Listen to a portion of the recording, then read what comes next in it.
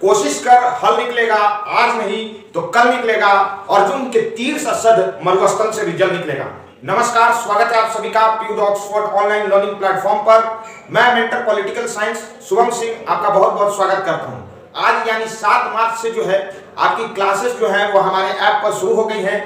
जो भी लोग अभी तक ऑनलाइन कोर्स में रजिस्टर नहीं करवाए हैं उनको बता दें कि 10 मार्च तक हमारे कोर्स पर 15% डिस्काउंट चल रहा है, जिसके तहत 600 का जो कोर्स है वो आपको अभी सिर्फ 500 रुपए में मिल रहा है। 7 मार्च से बैचलर ऑफ आर्ट्स के लिए जो है हमारी 2 क्लासेस चल रही हैं। पहली जो आपकी क्लास होगी वो पॉलिटिकल साइंस की होगी और दूसरी जो क्लास होगी वो रीजनिंग की होगी। आने वाले समय में हम लोग जो है वो ज्योग्राफी, इकोनॉमिक्स, इसके अलावा जो है आपका हिस्ट्री हो गया, general science, general awareness, maths, ठीक है, और इसके अलावा जो है टीचिंग एप्टीट्यूड, कई ऐसे सेक्शंस हैं जहां से एंट्रेंस एग्जाम में प्रश्न पूछे जाते हैं, सभी को कवर करेंगे।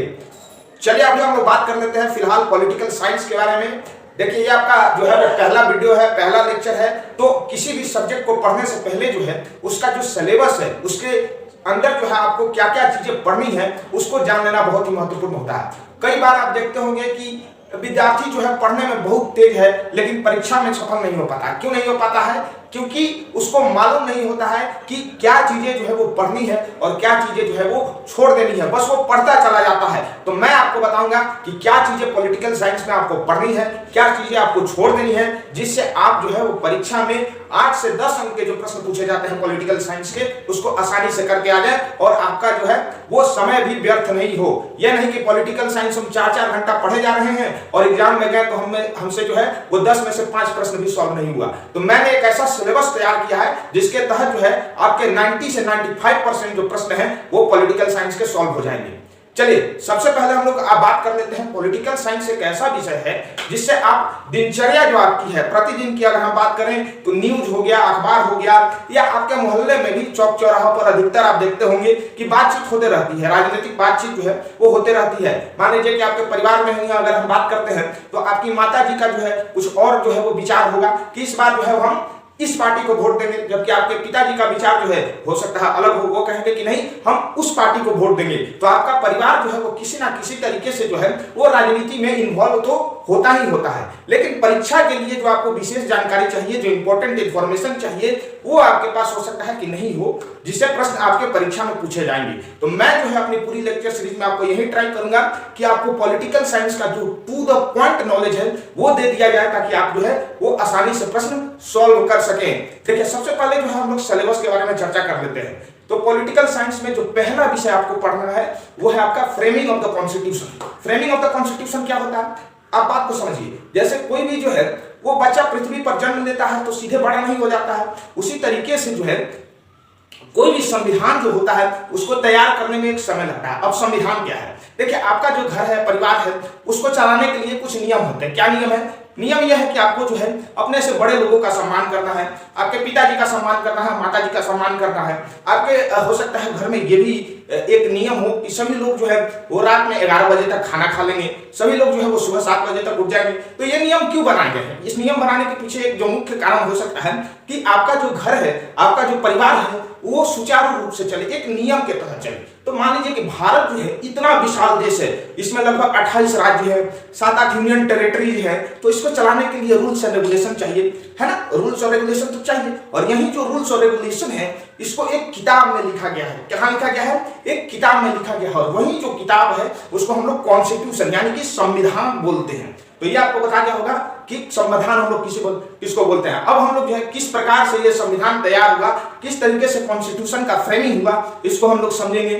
ठीक है, जब अंग्रेज आए उन्होंने जो है लगभग 300 सालों में कुछ कानून बनाया, फिर कॉन्स्टिट्यूएंट असेंबली का निर्माण होता है, सभी चीजों को हम लोग जो है वो डिटेल में समझेंगे। हमारा जो दूसरा टॉपिक है वो है प्रीएम्बल टू द कॉन्स्टिट्यूशन यानी संविधान की प्रस्तावना। ठीक है, संविधान की प्रस्तावना आप लोग अक्सर देखते होंगे कि एनसीईआरटी को जो किताबें होती हैं उसके पहले पेज में अधिकतर बार जो है आपको दिख जाता होगा प्रीएम्बल टू द कॉन्स्टिट्यूशन, है ना? तो वो क्या है प्रीएम्बल टू द कॉन्स्टिट्यूशन? यानी कि आप जो एक व्यक्ति हैं, आपका कुछ नाम होगा, आपका कहीं घर होगा, है ना, आप किसी क्लास में पढ़ते होंगे, तो वो क्या है, आपका परिचय है। आपसे जब कोई पूछ लेता है कि बताइए अपना परिचय दीजिए, तो आप क्या बताते हैं कि मेरा नाम ये है, मैं इस क्लास में पढ़ता हूं। उसी तरह से संविधान जो है उसका भी एक परिचय है, और वही परिचय का नाम क्या है, प्रियम्बल, प्रस्तावना। तो इसको हम लोग डिटेल में पढ़ेंगे कि संविधान जो है किस प्रकार से अपना इंट्रोडक्शन देता है। तीसरा जो हमारा टॉपिक है जो हम लोग कवर करेंगे वो है फंडामेंटल ड्यूटी, यानी कि मौलिक अधिकार। देखिए, जब अंग्रेज आए तो अंग्रेजों ने जो है वो भारत के लोगों पर बहुत जुल्म किया, बोलने नहीं दिया है, किसी को जो है मन से जो है आपने पेशा जो ऑक्यूपेशन है उसको नहीं करने दिया, हमेशा भारतीयों को जो है नीचे पदों पर रखा गया।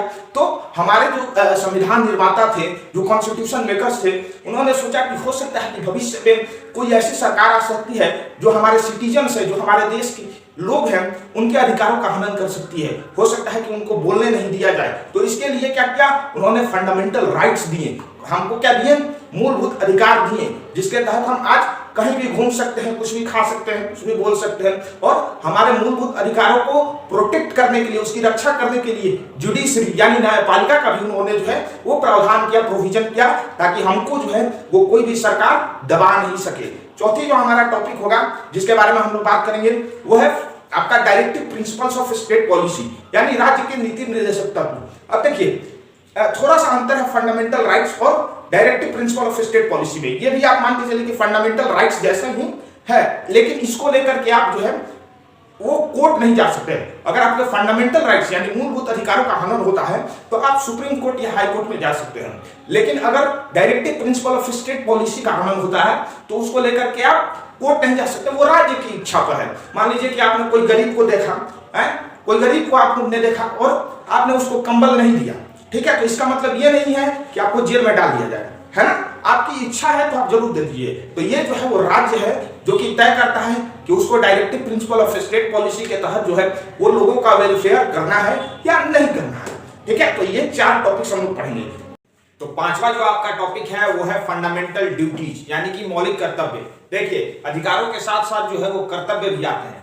मान लीजिए उदाहरण के लिए कि आपके पिताजी जो है आपको बाहर भेजते हैं कहीं पढ़ने के लिए, तो उनसे अपने खर्चे के लिए, पढ़ाई लिखाई में जो भी आपका खर्चा है उसके लिए पैसा मांगना आपका अधिकार है, लेकिन आप पढ़ाई करें ये भी आपका क्या है, कर्तव्य है। पिताजी के द्वारा आपको जो पैसा दिया जा रहा है उसको सही जगह इस्तेमाल करना जो है ये क्या है, आपका कर्तव्य है। उसी प्रकार जो है जब संविधान आपको फंडामेंटल राइट्स देता है, मौलिक अधिकार देता है, तो उसके साथ कर्तव्य भी देता है। कैसे कर्तव्य देता है? कर्तव्य देता है कि आपको जो है अपने फ्रीडम फाइटर्स का, जो स्वतंत्रता सेनानी थे, उनका सम्मान करना है।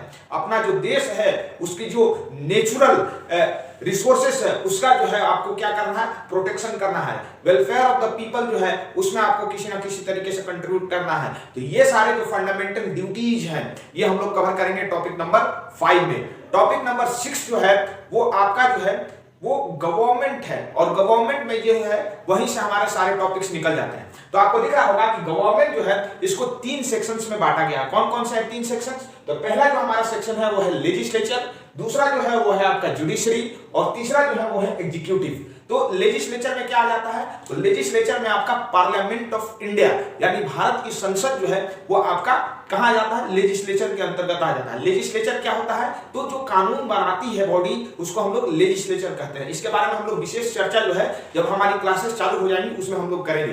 तो पार्लियामेंट के अंदर फिर हम लोग लोकसभा, राज्यसभा के बारे में पढ़ेंगे। उसके अलावा जुडिशरी के अंतर्गत जो है हम लोग सुप्रीम कोर्ट, हाई कोर्ट के बारे में पढ़ेंगे कि किस प्रकार से जो है सुप्रीम कोर्ट और हाई कोर्ट के जजों की नियुक्ति होती है, कितना उनका टर्म होता है, क्या क्वालिफिकेशन होनी चाहिए उसके लिए, और किस प्रकार से उनको हटाया जा सकता है, किस प्रकार से सुप्रीम कोर्ट जो है अपने नागरिकों के मौलिक अधिकारों को जो है प्रोटेक्ट करने के लिए काम करता है। इन सभी विषयों को जो है हम लोग जब टॉपिक्स पढ़ेंगे उसमें कवर करेंगे। इसी के तरह से जो है हाई कोर्ट के बारे में भी हम लोग पढ़ेंगे, और फिर हम लोग पढ़ेंगे एग्जीक्यूटिव के बारे में। एग्जीक्यूटिव के बारे में हम लोग जो है वो उसमें हम लोग प्रेसिडेंट के बारे में, राष्ट्रपति के बारे में, उपराष्ट्रपति के बारे में और प्रधानमंत्री के बारे में पढ़ेंगे। तो ये सभी टॉपिक्स जो है आपका जो है टॉपिक नंबर 6 गवर्नमेंट के अंदर जो है वो हम लोग कवर करेंगे। और टॉपिक नंबर जो हमारा 7 है वो है आपका कॉन्स्टिट्यूशनल अमेंडमेंट, जो इंपॉर्टेंट कॉन्स्टिट्यूशनल अमेंडमेंट हुआ है। देखिए, समय जो है वो समय के साथ बदलाव होना चाहिए, और वहीं जो है वो संविधान में कई जो कानून है, कई जो रूल्स और रेगुलेशन है वो समय के साथ पुराने हो गए हैं, तो उनमें क्या किया जाता है, बदलाव किया जाता है। और इसी को हम लोग क्या बोलते हैं, संशोधन बोलते हैं। तो अभी तक हमारे संविधान में 100 से भी ज्यादा संशोधन हो चुके हैं, बदलाव हो चुके हैं। तो जो जो इम्पोर्टेंट है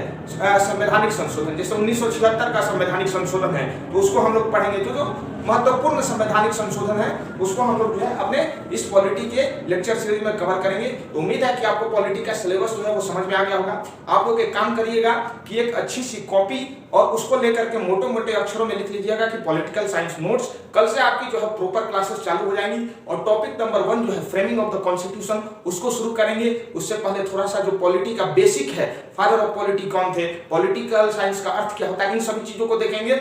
चलिए, उम्मीद है आपको वीडियो समझ में आ गई होगी। बहुत बहुत